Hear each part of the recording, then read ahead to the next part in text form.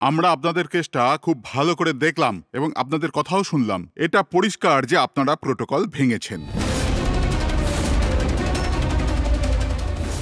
এর আগে যে আমরা কোনো সিদ্ধান্ত নেই, যদি আপনি আপনার পক্ষ নিয়ে কিছু বলতে চান তো বলতে পারেন। আপনারা যখন স্থির করেই নিয়েছেন যে আমরা প্রোটোকল ভেঙেছি, তাহলে বাকি থাকলো কি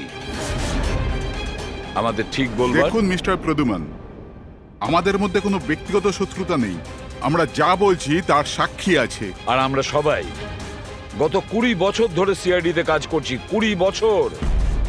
এটা হেলাফেলা করিনি আমরা। সিআইডির কাজের জন্য আমরা আমাদের জীবন দিয়ে দিয়েছি। দেখুন, কোনো সময় সিচুয়েশন অনুযায়ী আমাদের ইনস্ট্যান্ট ডিসিশন নিতে হয়, কিন্তু প্রোটোকলের জন্য আমাদের চুপ করে থাকতে হয়। আর তারপরেও সেই অপরাধীকে তার শাস্তি পৌঁছে দিয়েছি। দেখুন, আপনাদের কথা আমরা বুঝতে পারছি, কিন্তু নিয়ম কানুন পালন করাটাও যে জরুরি সেটাও তো আপনারা জানেন। সবসময় নিয়মের উপর ডিপেন্ড করা যায় না স্যার। আমাদের কাজটাই এইরকম, সিচুয়েশন অনুযায়ী আমাদের ইনস্ট্যান্ট ডিসিশন নিতে হয়। আর যেখানে দয়ার প্রসঙ্গ বলছেন আপনারা, সেখানে প্রোটোকল ভাঙার দরকার ছিল, প্রয়োজন ছিল। দয়া একজন সাহসী ইন্সপেক্টর স্যার, সিআইডির জন্য সবকিছু করতে পারেন। আমরা কোনোভাবেই ওকে হারাতে চাইছি না। এরপরেও যদি আপনাদের মনে হয় যে আমরা প্রোটোকল ভেঙেছি, তাহলে যে শাস্তি আপনারা দেবেন আমরা অ্যাকসেপ্ট করব।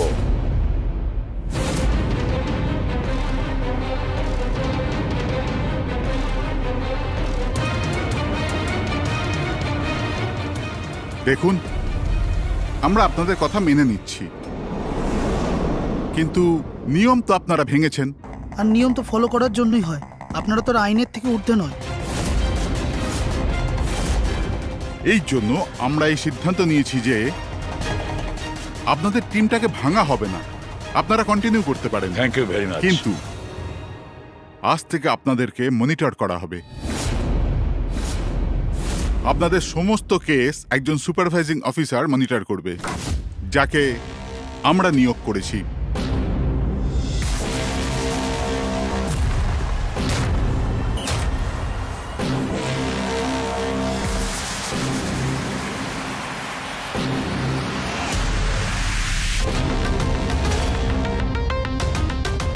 হ্যালো, আমার নাম শীতল।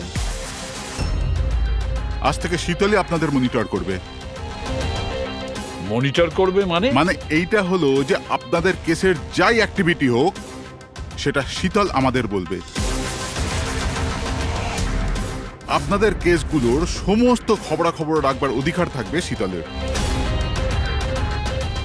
আপনাদের টিম আগে থাকবে কি থাকবে না, এটাও আমরা শীতল ম্যাডামের রিপোর্টের পর সিদ্ধান্ত নেব। দেখুন, আজ পর্যন্ত আপনারা যা চেয়েছেন করেছেন, কিন্তু এখন সিচুয়েশন বদলে গেছে। আজ থেকে আপনাদের সমস্ত কেসে শীতলকে ইনভলভ করতে হবে।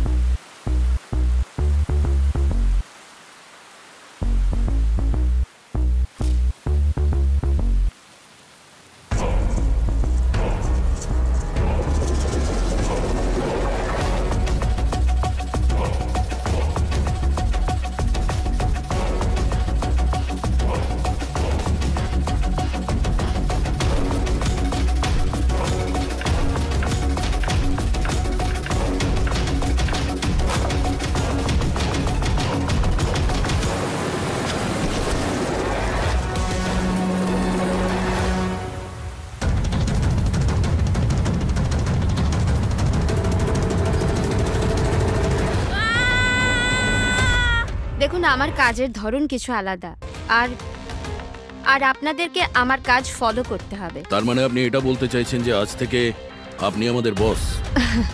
না না, I don't like the word boss. Boss বলা উচিত হবে না। দেখুন, আমি এখানে এসেছি আপনাদের কেসগুলো স্মুথলি হ্যান্ডেল করার জন্য, আর আমি চাইবো যে এখানে আমার ডিসিশনে ফাইনাল হবে। দেখুন প্লিজ, রাগ হওয়ার কোনো কারণই নেই, কারণ আমি শুধু অর্ডার্স ফলো করছি। ইনফ্যাক্ট আমার কাছে অর্ডার্স আছেও। আর এখানে পরিষ্কার লেখাই আছে যে আজকের পর যে কেসেরই আপনার ইনভেস্টিগেশন করবেন ওটা আমার নজরের মধ্যে থাকবে। ইনফ্যাক্ট আমার লুক রাখতে হবে, আর প্রত্যেকটা ইনভেস্টিগেশন কেসের রিপোর্ট আমাকে দিতে হবে, and that also includes forensic investigation. আর এখানে এটাও লেখা আছে যে কোনো সাসপেক্টের সাথে যে কোনো ফিজিক্যাল ভায়োলেন্স করার আগে আমাকে জিজ্ঞেস করতে হবে। আর দেখুন, হ্যালো এসিপি প্রদ্যুমান। আচ্ছা ঠিক আছে, আমরা আসছি। ওকে, দুটো খুন হয়েছে, আমাদের বেরোতে হবে। এত তাড়াতাড়ি বেরোবেন আপনারা? ফাইন্ড আউট করবেন না যে ওই কলটা ফ্রড নাকি সত্যি সত্যি মার্ডার হলো কিনা, এভাবে বেরিয়ে যাবেন? শীতল দেবী, আপনার কথা ভালো লেগেছে, কিন্তু ব্যাপারটা হলো দুটো খুন যেখানে হয়েছে আমাদের তাড়াতাড়ি সেখানে যেতে হবে। হ্যাঁ, আপনাকে সব রিপোর্ট আমরা পাঠিয়ে দেব। আপনাকে তো রিপোর্ট করতে হবে। Let's go.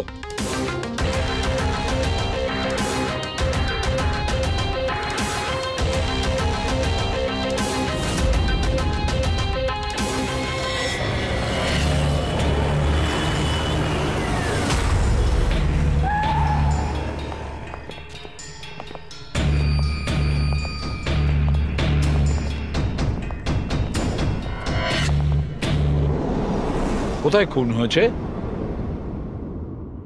জানি না। জানো না? তার মানে আপনারাই ফোন করে বলেছিলেন যে খুন হয়েছে এখানে? দুটো খুন হয়েছে, তাই জন্যই আমি আপনাদের ডেকেছি। দুটো খুন হয়েছে, কিন্তু খুন কোথায় হয়েছে? লাশ দুটো কোথায়? জানি না স্যার, আমি শুধু শুনেছি। কি শুনেছো তুমি? চিৎকার চেঁচামেচির আওয়াজ? না, আমি সব কিছু শুনেছি, দেখেওছি, কিন্তু আমি ওখানে ছিলাম না। স্যার, ও কোনো বাজে স্বপ্ন দেখেছে তাই এই সব কথাবার্তা দেখুন বলছে। ম্যাডাম, স্বপ্ন নয়, আমি খুন হতে দেখেছি। কবে, কখন, কোথায় সেটা আমি জানি না, কারণ আমি ওখানে ছিলামই না। যখন আপনি ওখানে ছিলেনই না, তাহলে আপনি এই খুন হতে দেখলেন কি করে? এই টিউনের মাধ্যমে।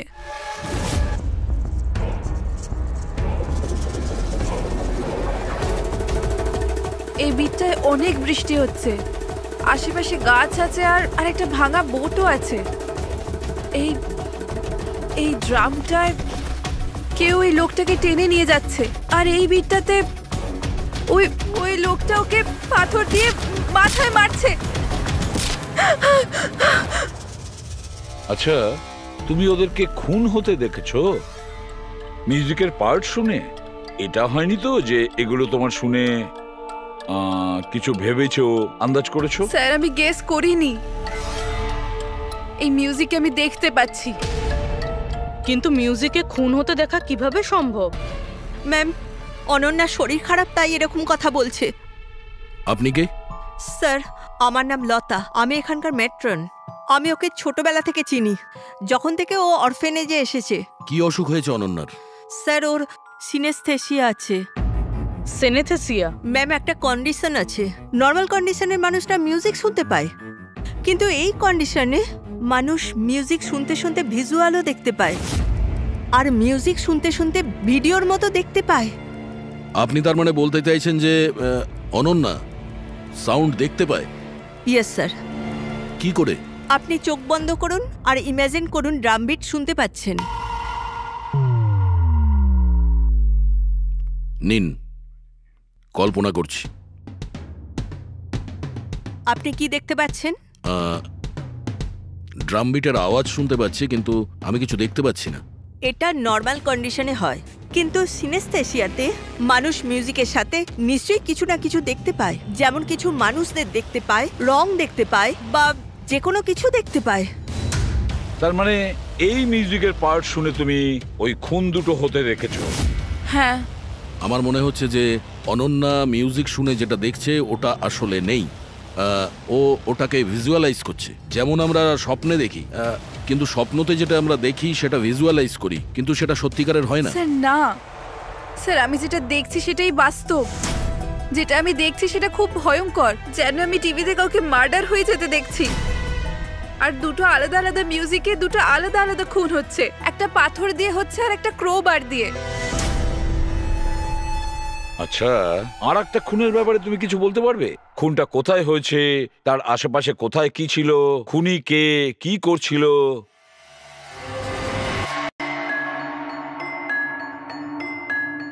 আশেপাশে পাহাড় আছে, একটা লোক নিচে পড়ে আছে, নিজেকে বাঁচানোর চেষ্টা করছে। স্যার ও এসে গেছে, এসে গেছে স্যার। ওকে মারছে ক্রোবার দিয়ে, স্যার বারবার মেরে যাচ্ছে। ব্যাস, খুনির ফেস তুমি দেখোনি। ঠিক আছে, আমরা এই কেসের ইনভেস্টিগেশন করব। স্যার আমি এরকম কেসের ব্যাপারে তো শুনিনি। কিন্তু পুরবী যেভাবে ও ডিটেলসে আমাদের গল্পটা বলছিল, সন্দেহ হচ্ছে আমার সত্যি ঘটনা বলছে না তো। স্যার আমার কিছু মনে আসছে, যেরকম এই মেয়েটা বললো এরকম আমি কোথাও পড়েছিলাম স্যার। কোথাও পাথর দিয়ে খুন করা হয়েছে। তাহলে একটা কাজ করো দয়া, ক্রাইম ব্রাঞ্চে খোঁজ নাও যে এরকম দুটো কেস হয়েছে কিনা। Okay sir. স্যার, যেরকমটা আপনি বলেছিলেন ঠিক এরকমই কেস 2 মাস আগে পুনেতে হয়েছিল। তাকে পাথর দিয়ে হত্যা করা হয়েছিল। আর স্যার ক্রোবার দিয়ে মার্ডার পানভেলে হয়েছিল এই ধরুন 6 মাস আগে। তো সেগুলোর ফাইল এনেছেন এখানে? Yes, yes, yes. স্যার এই কেসগুলো। আর এটা হলো Panvel murder case file. Panvel, ঠিক আছে, থ্যাংক ইউ ভেরি মাচ। আপনারা যেতে পারেন।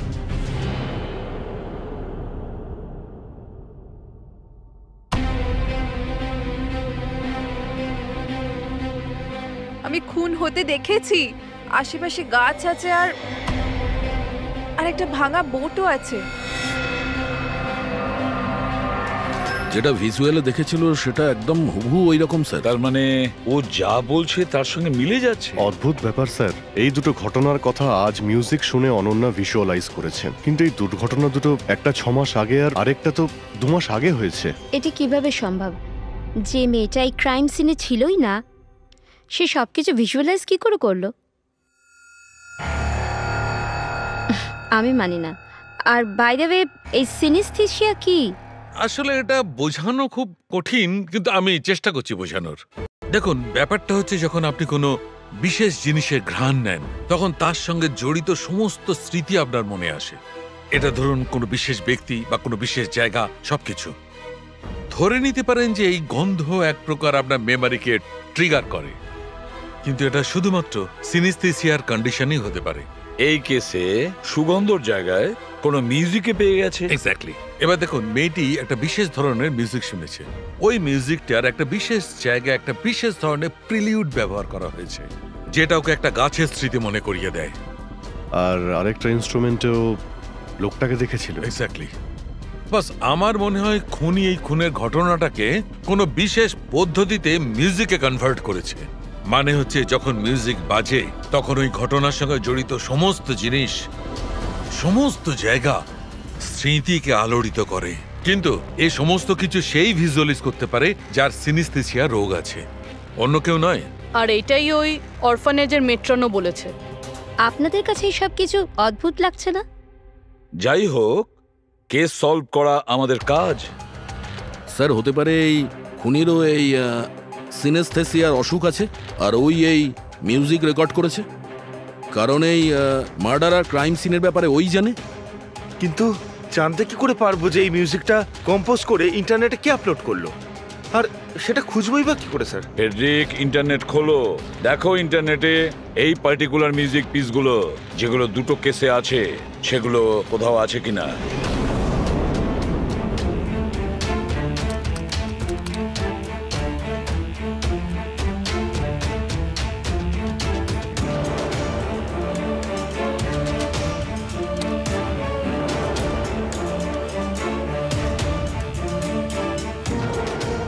স্যার স্যার পেয়ে গেছি স্যার, দুটো টিউনই একই গানের।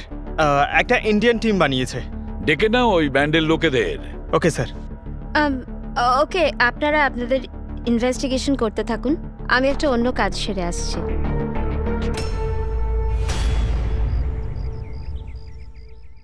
অনন্যা, আমার নাম শীতল। আমার তোমার সাথে কিছু কথা বলার ছিল।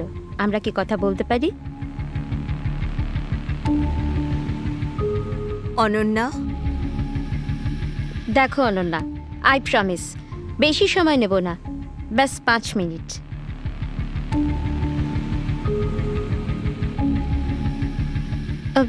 ও কিছু বলছে না কেন? ম্যাম ওই খুব ভয় পেয়ে আছে। ওই ঘটনাটা ওর মাথায় খুব প্রভাব ফেলেছে। ও নর্মাল হতে কিছুটা সময় লাগবে। ওকে। আমার অনন্যার ব্যাপারে এখানে লোকের সাথে কিছু কথা বলতে হবে। পসিবল? হ্যাঁ প্লিজ। মিউজিক টিউন থেকে খুন, এটা কিভাবে সম্ভব স্যার? পসিবল আছে। সিনেস্থেসিয়ার একজন পেশেন্ট তোমার এই মিউজিক পিস শুনে একটা খুনের ব্যাপারে ভিজুয়ালাইজ করেছে, বুঝেছো? তোমার ওই মিউজিক পিসে কোনো খুনের রহস্য লুকিয়ে আছে। আর আমাদের মনে হচ্ছে খুনি সেই যে এই টিউন বানিয়েছে। আমরা খুন করিনি। আর আর সত্যিটাই হলো যে এই টিউন আমরা কম্পোজই করিনি। এই টিউন আমরা ফ্রি সাইট থেকে ডাউনলোড করেছিলাম। কোন সাইট থেকে ডাউনলোড করেছিলে দেখাও। দেখুন স্যার, এই দেখুন স্যার। স্যার এই টিউনটা আমাদের পছন্দ হয় তাই ডাউনলোড করে আমরা গানে দিয়ে দিই। কে আপলোড করেছিল এই টিউনটা? স্যার এটা অজ্ঞাত, অ্যানোনিমাস। অজ্ঞাত? আমাদের সেই অজ্ঞাতকে খুঁজতে হবে। ম্যাম ও আমাদের স্টাফ। ও হলো পূজা, ও হলো রমেশ, ও আরতি। এমনিতে ও এনজিওতে কাজ করে কিন্তু আমাদের এখানে প্রায় আসা যাওয়া করে। আপনাদের কিছু বলার ছিল অ্যাকচুয়ালি অনন্যার ব্যাপারে। আপনারা কি অনন্যার ব্যাপারে কিছু বলতে পারেন আমার? যেমন ও কোথা থেকে এসেছিল, কবে এসেছিল, আর ওভারঅল অরফানেজে অনন্যার ব্যবহার কেমন? অনন্যা খুবই অদ্ভুত মেয়ে, সব সময় যেন ডিস্টার্ব থাকে।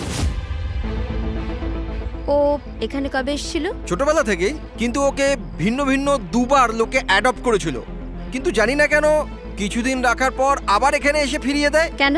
এর কারণ? নিশ্চয়ই ওর খারাপ ব্যবহারের জন্য, ওর মাঝে মাঝে ঝগড়া করার জন্য, মাঝে মাঝে ভায়োলেন্ট হয়ে যেত।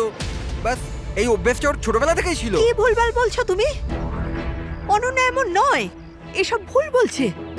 ম্যাম সত্যি আমি এখানে প্রায় আসা যাওয়া করি কিন্তু কখনো অনন্যাকে এমন আচরণ করতে দেখিনি। ও সবই ভুল বলছে। তো তাহলে সত্যিটা কি? সত্যিটা এটাই, অনন্যা ছোট থেকে খুব কষ্টে বড় হয়েছে। হ্যাঁ, এর জন্য কখনো কখনো ও অদ্ভুত ব্যবহার করে থাকে। অদ্ভুত ব্যবহার নয় ম্যাডাম, এটা ভেবে নিন অনন্যাকে যদি কেউ ক্রস করেছে তাহলে ওর সাথে দুর্ঘটনা হবেই হবে। এই তো আগের মাসে অরফানেজের বাচ্চাদের সাথে কি হয়েছিল মনে নেই নাকি? কেন ভুলভাল বলছো? কি হয়েছিল বলো। ম্যাম আগের মাসে একটা বাচ্চার ফুড পয়জন হয়ে গেছিল, আর ওই দিনই ওর ঝগড়া অনন্যার সাথে হয়েছিল। আচ্ছা, তার মানে তুমি বলছো যে এটা অনন্যা করেছে? হ্যাঁ। ভেবে চিন্তে কথা বলো রমেশ, খুবই বাজে কথা বলছো অনন্যার নামে। মেট্রন, অনন্যাকে অরফানেজ থেকে দুটো ফ্যামিলি অ্যাডপ্ট করেছিল, কিন্তু তারা ফেরত পেয়ে যায়। এর পিছনে কোনো কারণ তো থাকবেই। হয়তো অনন্যারই কোনো দোষ ছিল, খামতি ছিল। আমি মানতে পারলাম না। এনিওয়ে, অনন্যার ব্যাপারে কি কোনো ফাইল আছে যেখানে ওসব ডিটেলস আছে? সেটা কি আমি দেখতে পারি? হ্যাঁ নিশ্চয়ই।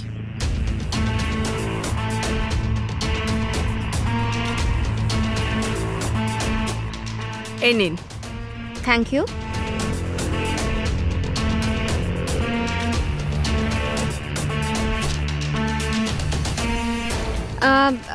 থ্যাংক ইউ মেট্রন, কিন্তু আমাকে এখনই বেরোতে হবে। আচ্ছা, আমি এই ফাইলটা কদিন বাদে ফেরত দিলে কি চলবে? হ্যাঁ।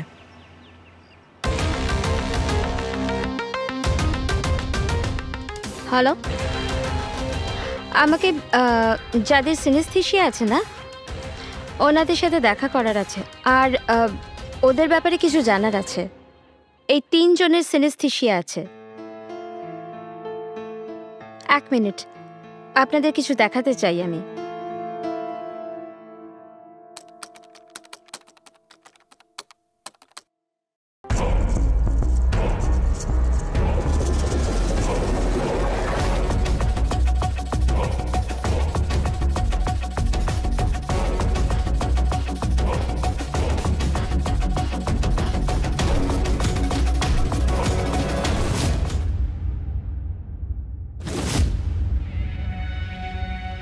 এখন আপনি বলুন, আপনি এই টিউনটা শুনে কি ভিজুয়ালাইজ করলেন? ম্যাম আমি একটা বড় ঘাস ভর্তি মাঠ দেখলাম, সেখানে গরু ঘাস খাচ্ছিল আর সূর্য পরিষ্কার দেখা যাচ্ছিল। আমি একটা নদী দেখলাম, ওখানে নৌকো ছিল, আর আমি দেখলাম কিছুজন আগুন জ্বালিয়ে বসেছিল। ইন্টারেস্টিং। চলুন আপনাদের মধ্যে আপনি বলুন, আপনি কি দেখলেন? শহর শহর দেখেছি আমি, ওই ভিড়ভাট্টার জায়গা আর উঁচু উঁচু বিল্ডিং আর ওগুলোর উপর বিজ্ঞাপনের লাইট লাগানো। Interesting, 3 different interpretations. ভালোই হলো, আপনারা দেখলেনও আর নিজেদের কানে শুনলেনও। 3 জন যাদের সিনেস্থেশিয়া আছে তারা একই টিউন শুনেছিল, কিন্তু 3টে আলাদা ভিজুয়ালস দেখলো। আর ওই মিউজিক শুনে খুন হতে দেখেছে। এক্স্যাক্টলি, দুনিয়াতে একজনই মানুষ আছে যে এই মিউজিক টিউনটাকে খুন দিয়ে ইন্টারপ্রেট করেছে। কে? খুনি নিজেই, আর ওই খুনি আর কেউ নয়, অনন্যা। হোয়াট? এটা আপনি কি বলছেন? ওই মেয়েটা নির্দোষ? দেখুন এসিপি স্যার, কেস প্রমাণ দিয়ে সলভ করা হয়, ভাবনা দিয়ে নয়। আর আমি ভাবনায় বয়ে যাওয়ার ভুল করিনি। আমি অরফানেজে গিয়েছিলাম, আর ওখানে গিয়ে জানতে পারলাম যে অনন্যাকে 2টো ফ্যামিলি অ্যাডাপ্ট করেছিল। কিন্তু ব্যাস কদিন পরেই 2টো ফ্যামিলি অনন্যাকে অরফানেজে দিয়ে গিয়েছিল। আর ওই 2জন লোক ওখানেই ছিল যাদের মার্ডার হয়েছিল আর যারা অনন্যাকে অ্যাডাপ্ট করেছিল। আমি অনন্যাকে অ্যারেস্ট করেছি আর ওকে নাবালক আদালতে পেশ করার ব্যবস্থা করেছি। আপনি আমাদেরকে না বলে না জিজ্ঞেস করে ওকে অ্যারেস্ট করেন কি করে? I don't need your permission ACP sir, আপনাকে বলার প্রয়োজন ছিল না। ও খুনি আর ওকে শাস্তি পেতেই হবে। আপনি ওই ক্রাইম সিনের ফটো আর পোস্টমর্টম রিপোর্ট দেখেছেন? অফকোর্স দেখেছি। তো হয়তো ভালো করে আপনি দেখেননি, না হলে ওকে আপনি অ্যারেস্ট করতেন না। খুনি অনেক শক্তি প্রয়োগ করেছিল খুন করার জন্য। একটা 15 বছরের মেয়ে 2জনকে এত নৃশংসভাবে খুন করতে পারে না। আপনারা ওই মেয়েটাকে বাঁচানোর চেষ্টা করছেন। দেখুন, মেয়েটি নির্দোষ আর আমরা কোনো নির্দোষের শাস্তি চাই না। অনন্যা খুনি, এর শাস্তি ওকে পেতে হবে, তাই আমাকে অ্যারেস্ট অর্ডার দিয়েছি। আর এটা আমার ডিসিশন, আর এটাই ফাইনাল ডিসিশন। আপনারা শুধু সময় নষ্ট করছিলেন। আর হ্যাঁ, এই মিডিয়াকে এই কেসটার ব্যাপারে জানাতে হবে। আপনারা প্লিজ মিডিয়াকে জানিয়ে দেবেন যে কেসটা সলভ হয়ে গেছে। আপনি যদি কেস সলভ করেন আপনিই বলে দিন, আমাদেরকে কেন বলছেন? ফাইন, নো প্রবলেম, আমি বলে দেব। কিন্তু এটা আপনারা আমার ওয়ার্নিং ভেবে নিতে পারেন, নয়তো আশা করছি এরপর থেকে আমার সমস্ত কথা আপনারা শুনবেন।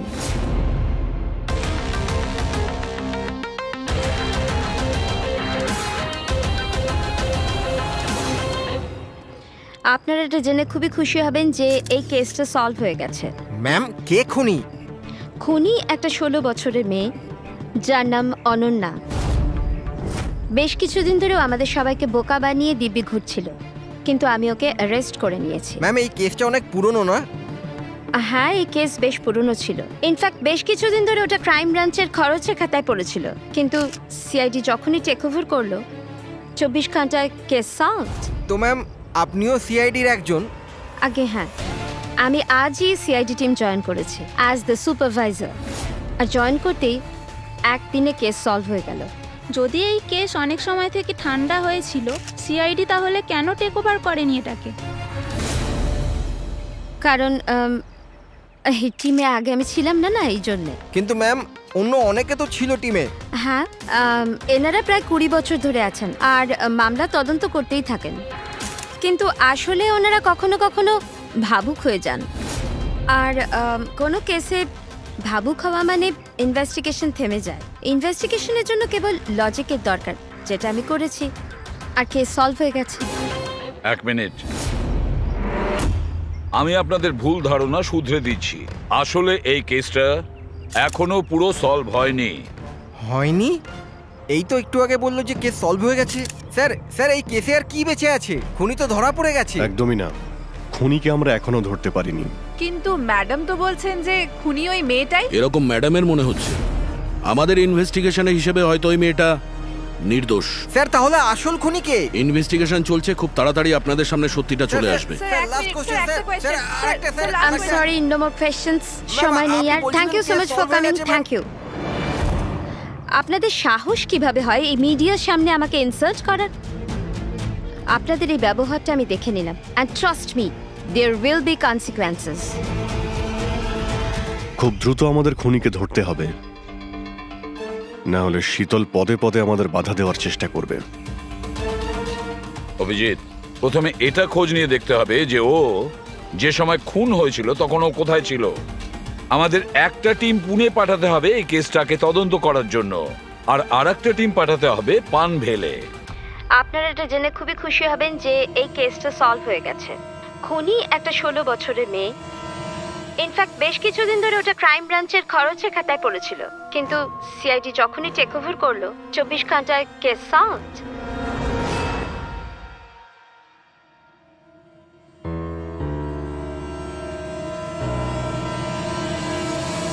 দেখুন 23শে ফেব্রুয়ারি বিকেল 4টে থেকে 7টার সময় অনন্যা কোথায় ছিল? সাধারণত তখন বাচ্চারা বাইরে যায় খেলতে, আর 9টার মধ্যে চলে আসে।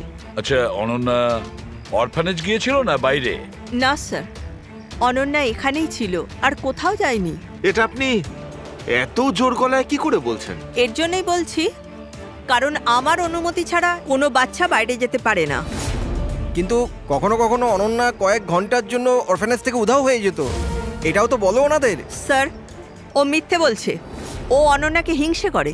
আমি কেন অনন্যাকে হিংসে করব? তাহলে ওকে বদনাম কেন করছো? আমাদেরকেও বলেছে এখানে কিছু কিছু লোকের পেছনে লাগে। স্যার, আমি শুধু অনন্যার ব্যাপারে আপনাদের খোঁজ খবর দিচ্ছিলাম। তাহলে এটাও বলো না যে আগের বছর অনন্যা তোমার নামে কমপ্লেন করেছিল। এর বিরুদ্ধে কেন? স্যার, ও এখানের বাচ্চাদের মারতো। অনন্যা ওর নামে কমপ্লেন করেছিল, সাসপেন্ডও হয়েছিল। তখন থেকে অনন্যাকে ঘৃণা করে। স্যার, ও এখানের বাচ্চাদের মারতো। অনন্যা ওর নামে কমপ্লেন করেছিল, সাসপেন্ডও হয়েছিল। তখন থেকে অনন্যাকে ঘৃণা করে। একটা কথা বলো, অনন্যাকে ওই মিউজিক পিস শুনতে কে বলেছিল? স্যার, ইনি। হ্যাঁ স্যার, অনন্যা মিউজিক পছন্দ করত। অনেকবার ওকে নানা ধরনের গান শুনতে দেখেছি। এর জন্য ওকে আমি মিউজিক শুনতে দিতাম। বুঝতে পারিনি এতে প্রবলেম হয়ে যাবে।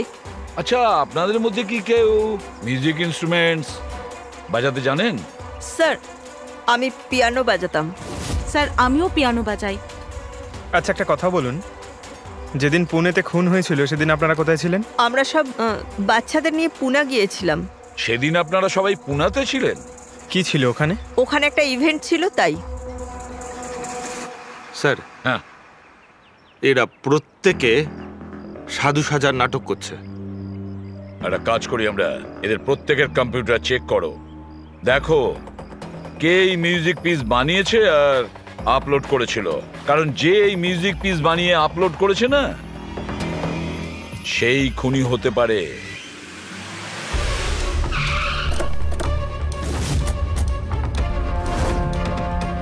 এই মেয়েটা এখানে 2 মাস আগে এসেছিল।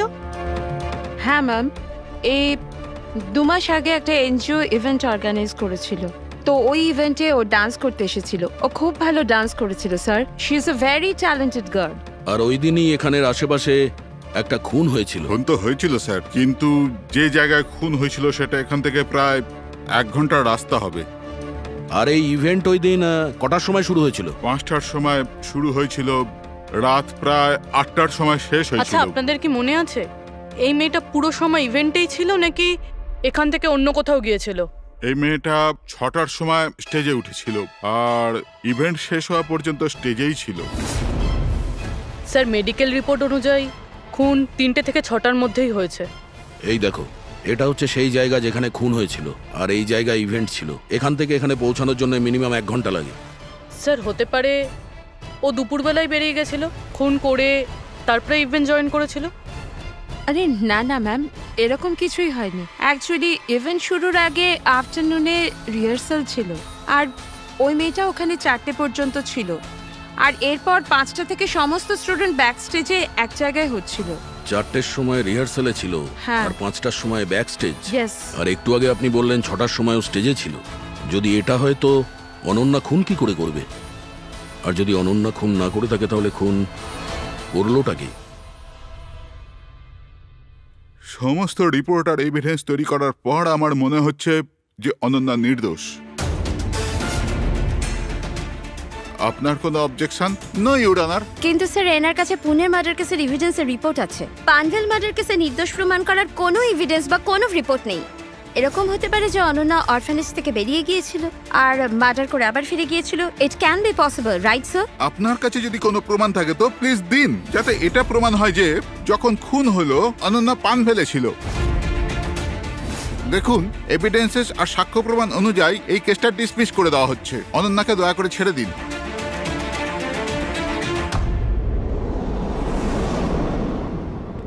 শালুকে কি জানতে পারলে? হ্যাঁ বস, ধরে নাও এই কেসটা সলভ হয়ে গেছে। শীতল আমাদের ডেমনস্ট্রেট করে দেখিয়েছিল যে সিনিস্থেসিয়ার দুটো আলাদা আলাদা রোগী একই ধরনের মিউজিক শোনার পরে আলাদা আলাদা ইন্টারপ্রিট করে থাকে। হ্যাঁ বস, আমি আমার বন্ধুর থেকে সবকিছু জেনেছি, যে এই ব্যাপারে এক্সপার্ট। ও আমাকে অন্য কথা বলল। নতুন কি আপনি জানতে পেরেছেন? এমন দুজন ব্যক্তি যারা সিনিস্থেসিয়ারই পেশেন্ট, এক ধরনের মিউজিক শোনার পরেও একই ধরনের রিয়্যাক্ট করে। এটা কিভাবে হতে পারে স্যার? হতেই পারে পুরবি, যদি দুজন রোগীর মধ্যে রক্তের সম্পর্ক থাকে তাহলে হতে পারে। শীতল যা বলেছিল সেটাও ঠিক ছিল, কিন্তু সম্পূর্ণভাবে ঠিক ছিল না। কিছু রেয়ার কেসে এরকমটা হয়, যেমন আমার বন্ধু বলেছে। হ্যাঁ, কিন্তু দুজন রোগী যদি একই পরিবারের হয় তবে কাকা, জ্যাঠা বা ভাইও হতে পারে। না না, ইমিডিয়েট ফ্যামিলি মেম্বারই হতে হবে, যেরকম মা বাবা, ভাই বোন। তা কেন? সেটা এই কারণে ফ্রেডি, কারণ এটা একটা জেনেটিক অসুখ। বাস মেডিকেল জার্নাল থেকে আমি এরকম কিছু আর্টিকেল বার করছি, এসব তোমাকে দেখাচ্ছি। আরো কেউ আছে যে অনন্যার মতো ওই দুটো মিউজিক পিসের ওপর একই ভিজুয়াল দেখতে পায়, যেটা অনন্যাও দেখে? আমি আপনাদের কি করে ধন্যবাদ জানাবো? আপনারা আমায় জেল যাওয়া থেকে বাঁচালেন। আমরা শুধুমাত্র সেটাই করেছি যেটা আমাদের ডিউটি, অপরাধীদের জেলের ভেতরে আর নিরপরাধীদের মুক্তি। কিন্তু আসামিটা কে? তোমার কোনো আত্মীয়। আমার ফ্যামিলি মেম্বার? হ্যাঁ অনন্যা, কারণ তোমার কাছে যে ধরনের ভিজুয়ালস এসছে সেই ধরনের ভিজুয়ালস তার কাছেই যেতে পারে যার সঙ্গে তোমার রক্তের সম্পর্ক আছে, আর সেই এই ধরনের মিউজিক বানিয়েছে। কিন্তু স্যার, আমার ফ্যামিলি মেম্বার কি করে হতে পারে? আমি তো অনাথ না। আছে কেউ যাকে তুমি চেনো না? তাহলে জানতেও চাই না। ছোট থেকে আমার স্বপ্ন ছিল যে আমার পরিবারের সবাই আসবে আর আমায় এসে নিয়ে যাবে, আমরা একসাথে আনন্দে থাকবো। আর আপনারা বলছেন ও কোনো খুনি। আমরা তোমাকে শুধু সেটাই বলছি যেটা সত্যি। অনন্যার নামের প্যাকেজ এসেছে, দরজার বাইরে রাখা ছিল।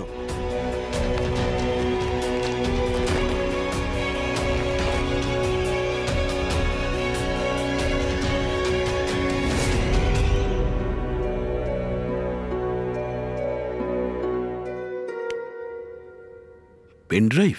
পঙ্কজ,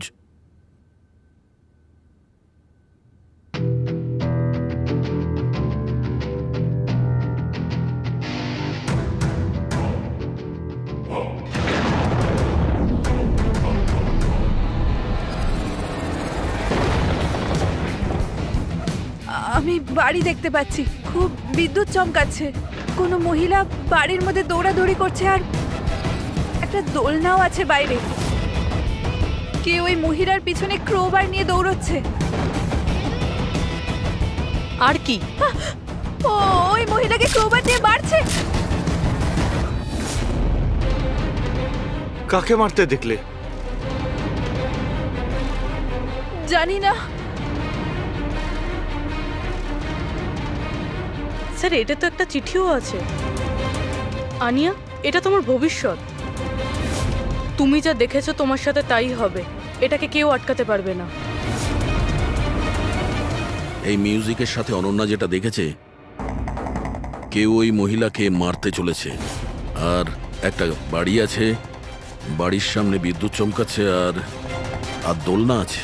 আর স্যার, খুনি খুন ক্রোবার দিয়ে করে। এতদিন আমরা ভাবতাম খুনি আগে খুন করে তারপরে মিউজিক বানায়, কিন্তু এখানে তো উল্টো। প্রথমে খুনি মার্ডার প্ল্যান করে, তারপরে মিউজিক বানায়, আর তারপরে মিউজিক অনুযায়ী খুন করে।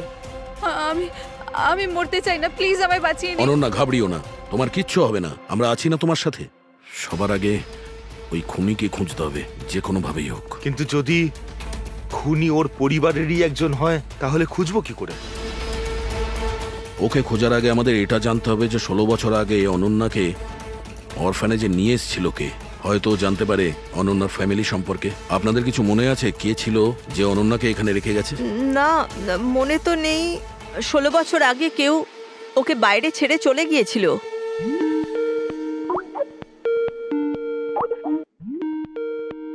শীতল ম্যাডামের ফোন, ভিডিও কল করছে। হ্যালো, আমি বাস এটাই বলার জন্য ফোন করলাম যে ওই মেয়েটাই খুনি। সময় নষ্ট করবেন না আপনারা, প্লিজ ওকে গ্রেফতার করুন। শীতল ম্যাডাম, কোর্ট তার সিদ্ধান্ত জানিয়ে দিয়েছে। আর কোর্টের কি সিদ্ধান্ত সেটা আপনিও শুনেছেন। এই কোর্টের চক্করে আপনারা সময় নষ্ট করছেন। প্লিজ, আপনারা ভুল আর আপনাদের এটা মেনে নিতেই হবে। স্যার, স্যার এটা সেই বাড়ি। ওই বাড়ি? কোন বাড়ি? আমি এই মাত্র যেটা দেখলাম, ওই যেখানে খুন হতে চলেছে, ওই গাছ দোলনা, এটাই ছিল স্যার। কোন জায়গার কথা বলছে মেয়েটা? শীতল ম্যাডাম, এখন আপনি কোথায় আছেন? আমি এখন আমার বাড়ির বাইরে। আর কোথায় থাকবো? আপনার প্রাণের সংশয় আছে। কি বলছেন আপনি অফিসার? আমার প্রাণ বিপদে, আমাকে কে মারবে? দেখুন শীতল ম্যাডাম, উনি আপনাকে মারার জন্য মিউজিক কম্পোজ করেছে, যেটাও আমাদের পাঠিয়েছে। আর ওই মিউজিকের হিসাবে আপনার ঘরের কি লোকেশন। বাচ্চাদের মতো কথা বলছেন অফিসার? আমাকে ভয় পাওয়ানোর জন্য সব করছেন না, আর আমি ভয় পাচ্ছি না। আর আমাকে সব বলছেন আপনাদের কেসের পথে আমি বাধা দেই। শীতল ম্যাডাম, এই ব্যাপারে আমরা পরেও কথা বলতে পারবো। আমার কথা মন দিয়ে শুনুন। আপনি ইমিডিয়েট বাড়ির ভেতরে যান আর দরজা জানলা সব বন্ধ করুন। আর আমরা যতক্ষণ না ওখানে পৌঁছই, আপনি কারোর কথায় দরজা খুলবেন না। মানে? আমি আপনাকে পরে বোঝাবো। এখন আমি আপনাকে যেটা বললাম সেটা করুন।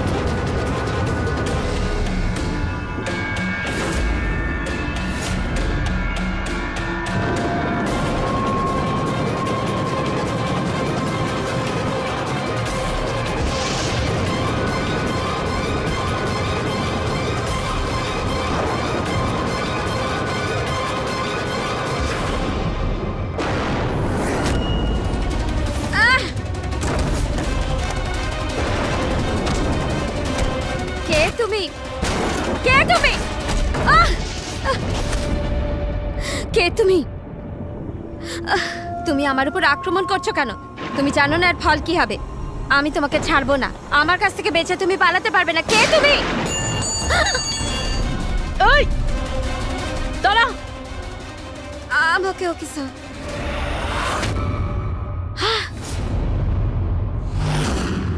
আরতি, তুমি? স্যার, আমিও পিয়ানো বাজাই। শীতল ম্যাডাম, আমরা আপনাকে আগেও বলেছিলাম অনন্যা খুনি নয়। আই এম সরি স্যার, আমার আপনাদের কথা বোঝা উচিত ছিল।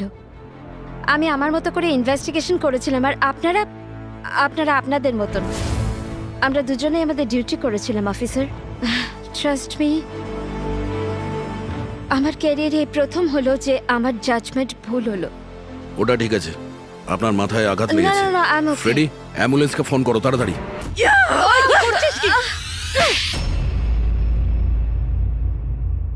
শীতল ম্যাডামের উপর হামলা করেছো কেন তুমি? আমার মেয়েকে বাঁচানোর জন্য। কোন মেয়েকে বাঁচানোর জন্য? অনন্যাকে। অনন্যা আমার মেয়ে হয়। শীতল তাকে জেলে পাঠাতে চলেছিল, এই জন্য আমি ওকে শিক্ষা দিতে চেয়েছিলাম। আর খুন কেন করেছো? 17 বছর আগে যখন আমি প্রেগনেন্ট ছিলাম, আমার স্বামী আমাকে মানসিক হসপিটালে পৌঁছে দিয়েছিল, কারণ আমি মানসিকভাবে অসুস্থ ছিলাম। ওখানে আমি 15 বছর ছিলাম। কিন্তু কি? কিন্তু আমার স্বামী আমার মমতার গলা টিপে দিয়েছিল। কি করে? অনন্যা ওখানেই জন্মেছিল।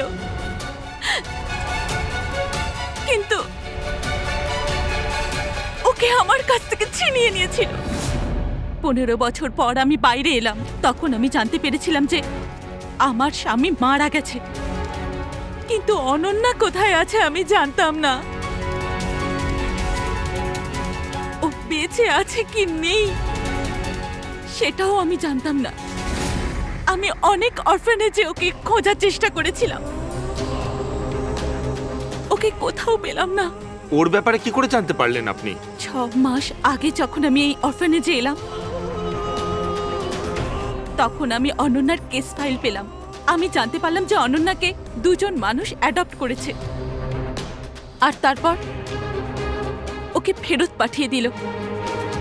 কিন্তু যখনই আমি জানতে পারলাম যে অনন্যার সিনেস্থেশিয়া আছে আর ও সব দেখতে পাচ্ছে যেটা আমি মিউজিকে প্ল্যান করেছিলাম, তখনই আমি রিয়েলাইজ করলাম যে অনন্যা আমারই মেয়ে। এই জন্য আমি 2 জনকে খুন করে দিলাম। আমি ওই মানুষগুলোকে ঘেন্না করি যারা অনাথ বাচ্চাকে অ্যাডপ্ট করার পরেও তাদের ফিরিয়ে দিয়ে যায়। আমি অনন্যাকে সবকিছু বলে দিতে চেয়েছিলাম, কিন্তু আপনাদের অনুসন্ধানের ফলে আমি থেমে গেলাম, কেননা আমার মনে হলো যে আপনারা অনন্যাকে সন্দেহ করবেন। এই জন্য আমি চিঠি পাঠিয়ে আপনাদের মন অন্যদিকে ফিরিয়ে দেওয়ার চেষ্টা করেছিলাম, কিন্তু আপনারা আমার প্ল্যানকে ভেস্তে দিলেন। যে মেয়েকে পাওয়ার জন্য তুমি 2টো জীবন নিয়েছো, এখন সারা জীবন ওই মেয়ের থেকে দূরে থাকতে হবে তোমায়, জেলের ভেতরে, কাল কোঠরিতে। For more updates, subscribe to our channel, click the show links and enjoy watching the videos.